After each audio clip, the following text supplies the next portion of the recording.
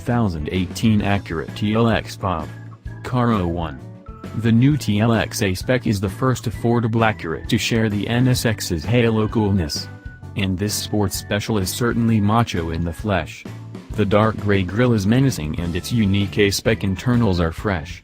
New LEDs up front bring LED indicators in a lit amber setting as normal plus LED fogs for good measure. This A-Spec's lower bumper is all new and unique with a swirl of body color and take above the contrasting front splitter. Dark alloys and A-Spec badges are cool, as is the dechromed exterior in general. The stance of the SH-AWD TLX is incredibly low and wide in person. This is a seriously hot look. Dark spoiler and new rear bumper brings huge twin cans for the exhausts. A dark rear bumper diffuser piece adds visual intensity too. We took a quick spin the other week in the TLX A-Spec and loved its meaty handling feel and shouty engine. It changes direction like boss and gripped flawlessly even in the hard rain of our video drive. A few mistaken pieces of info in this drive video. But in general a good sense of the machine's fun to drive nature.